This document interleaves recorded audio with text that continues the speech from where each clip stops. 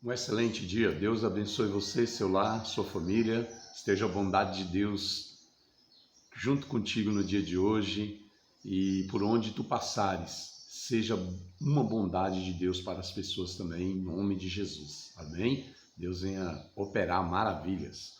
Evangelho de Jesus Cristo, segundo escreveu o apóstolo São João, capítulo de número 9, a partir do verso de número 23, dando continuidade ao estudo de ontem, que diz o seguinte: portanto, seus pais disseram, ele já tem idade, perguntai a ele.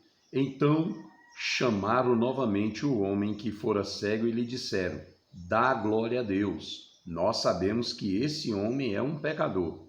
Ele respondeu e disse, se é pecador ou não, eu não sei. Uma coisa eu sei, que havendo eu sido cego, agora eu vejo. E tornaram a dizer-lhe, o que ele te fez? Como ele abriu os teus olhos? Então ele respondeu, eu já vos disse, e não ouviste, para que o quereis tornar a ouvir? Quereis vós, porventura, fazer-vos também seus discípulos? Então eles o injuriaram e disseram, tu és seu discípulo, nós, porém, somos discípulos de Moisés. Nós sabemos que Deus falou a Moisés quanto a este indivíduo, nós não sabemos de onde ele é. O homem respondeu e disse-lhes, nisto, pois, está a maravilha, que não sabeis de onde ele é, e ele abriu os meus olhos. Ora, nós sabemos que Deus não ouve a pecadores, mas se algum homem adora a Deus e faz a sua vontade, a esse ouve. Desde o princípio do mundo, nunca se ouviu que algum homem tivesse aberto os olhos de um cego de nascença. Se esse homem não fosse de Deus, ele nada poderia fazer. Responderam eles e disseram-lhe, tu nasceste inteiramente em pecados, e quereis ensinar-nos? E expulsaram-no. Jesus ouviu que o haviam expulsado, e achando, disse-lhe, crê tu no Filho de Deus? Ele respondeu e disse, quem é ele, Senhor, para que eu possa crer nele?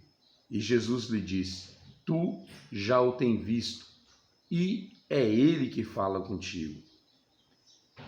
E ele disse, Senhor, eu creio. E ele o adorou. E disse-lhe Jesus, eu vim a este mundo para juízo, para que os que não veem vejam, e os que veem se tornem cegos.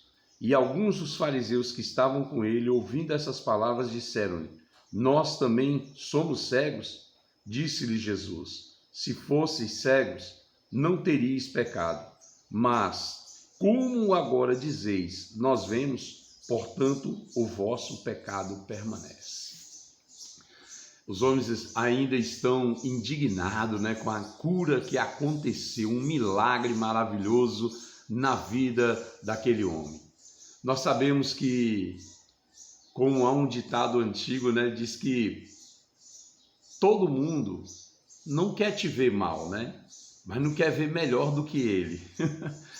Bem, é só uma máxima, mas a grande realidade é quando se acontece um milagre para alguém, era para todos serem felizes, alegres, se alegrar com a vitória do próximo, se alegrar com a felicidade alheia, mas muitas pessoas não gostam disso.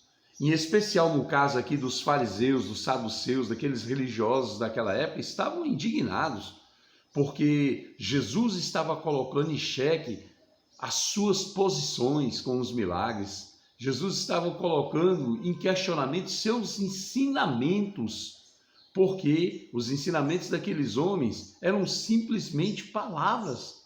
Não havia atitude, não havia misericórdia, não havia amor. Moisés não tinha ensinado nada daquilo. Moisés não tinha ensinado àquela classe de sacerdotes serem políticos.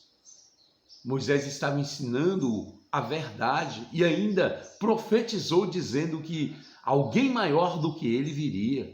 E estava ali alguém maior do que ele. E diz o texto aqui que esse homem é curado e eles estão interrogando, insistindo, e ainda diz assim, dá glória a Deus. Porque nós sabemos que esse homem que te curou aí é um pecador. Esse homem não teve outra resposta a dar, né? Olha, se é pecador ou não, uma coisa eu sei, eu havia sido cego, agora eu vejo. Ele abriu os meus olhos. Eu não posso me calar diante de uma verdade.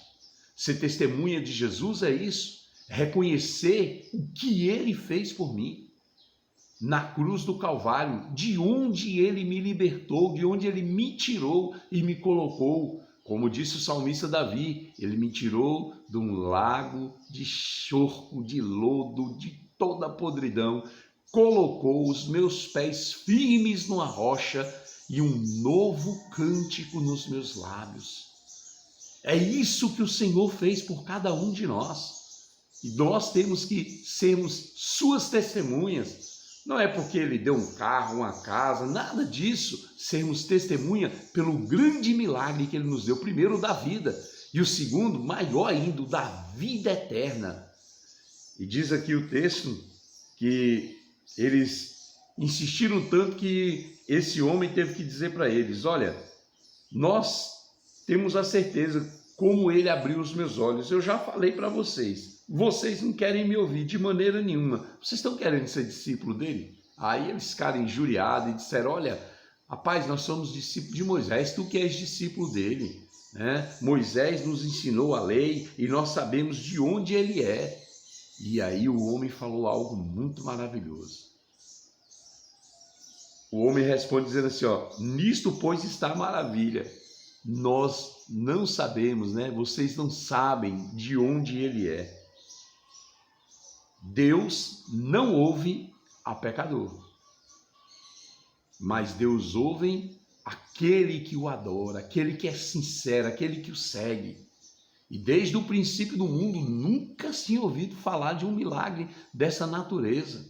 E esses homens então ficaram indignados, né? E ele complementou dizendo, ó, se esse homem não fosse de Deus, ele nada poderia fazer. Responderam eles, disseram, tu nasceste inteiramente em pecado e queres ensinar, e expulsaram ele. É isso que acontece, né? Quando você tenta colocar os argumentos verdadeiros para essa liderança religiosa, cheia de pecado, buscando muito mais os interesses financeiros do que mesmo a salvação de almas. Eles são os primeiros a expulsar as pessoas, são os primeiros a impedir que grandes milagres aconteçam. Milagres existem, eu quero te dizer que existe mesmo. Tem coisa que Deus vai fazer, tem coisa que Deus resolve não fazer, tem coisas que Deus vai simplesmente dizer, olha, isso aí eu não vou realizar, porque Ele é Deus. Às vezes, quando nós temos um ente querido que está perto da morte, oramos pedindo para que Deus cure, mas Deus resolve levar. Chegou o momento, não tem como. Mas quando Ele quer curar, Ele cura sim. Tudo é vontade de Deus. Às vezes a gente encara a morte como uma coisa pior, né? Mas a pior morte é a morte espiritual. E a maioria das pessoas estão vivendo essa morte espiritual, sendo religiosos, sendo praticantes de uma religião, mas não um praticante do amor, não um praticante da verdade da palavra de Deus. E aqui o texto nos diz que quando Jesus viu que aquele homem foi expulso, foi até ele, né? Aqui a religião te expulsou, já que esse sistema te expulsou, eu estou aqui para dizer que sou maior do que tudo isso, né? E ele encosta e diz para ele, tu crê no Filho de Deus? E ele diz assim, Senhor, me mostra quem é ele, para que eu creia. E Jesus diz, é esse que fala contigo. E a Bíblia diz que imediatamente ele adorou. Ele adorou a Deus, ele adorou a Jesus Cristo. É isso que nós temos que fazer. Jesus está sendo apresentado constantemente, está sendo anunciado. Que você não endureça seu coração como os fariseus por causa das suas más obras, mas abra o seu coração e diga, eu creio, eu recebo Jesus, não simplesmente da boca para fora, não, de coração, de alma, eu recebo a Ele, Ele é o Filho de Deus. Eu creio no Filho de Deus.